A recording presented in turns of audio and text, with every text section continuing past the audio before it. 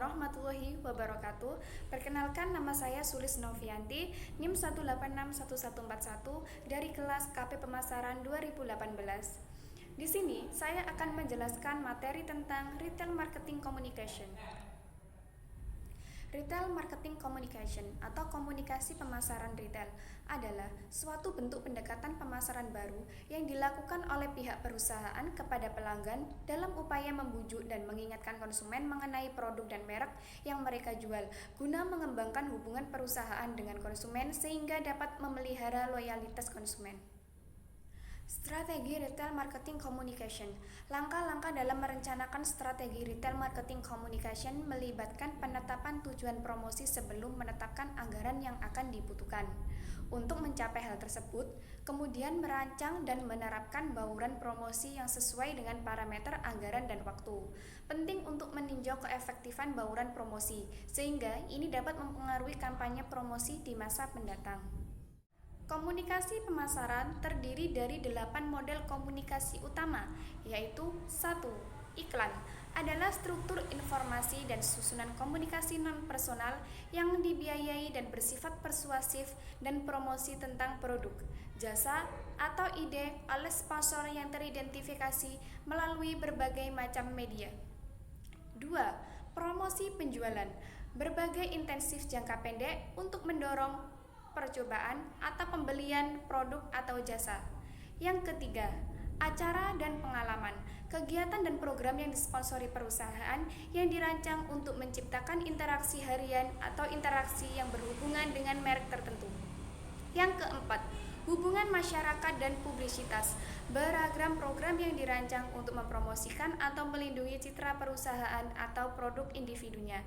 Yang kelima, pemasaran langsung, penggunaan surat, telepon, fax mail, email, atau internet untuk berkomunikasi secara langsung dengan atau meminta respon atau dialog dari pelanggan. Yang keenam, pemasaran interaktif, kegiatan dan program online yang dirancang untuk melibatkan pelanggan dan secara langsung atau tidak langsung meningkatkan kesadaran, memperbaiki citra, dan menciptakan penjualan produk dan jasa.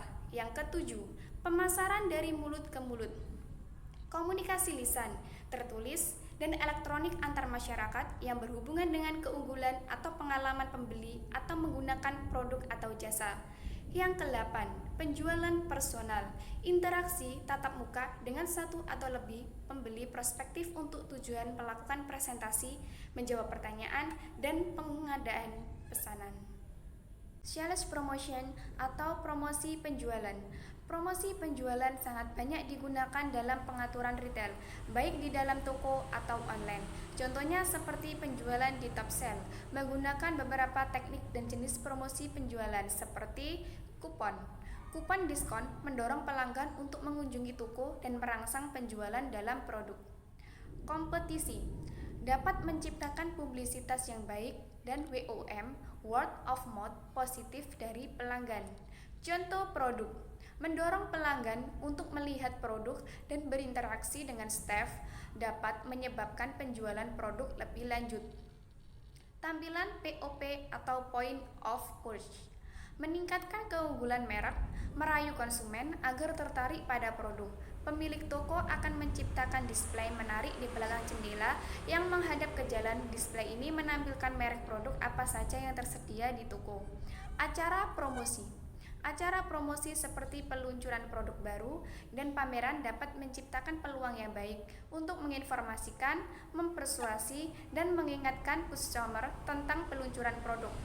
Kembalikan voucher dapat mendorong kunjungan kembali oleh pelanggan untuk menukarkan voucher.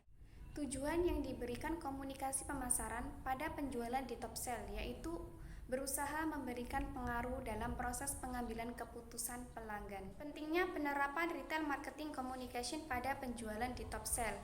Yang pertama, untuk positioning, yaitu kesan yang diciptakan di benak pelanggan terhadap pelayanan di top sale yang baik dan menjelaskan berbagai macam tipe handphone kepada pelanggan dengan baik dan sesuai.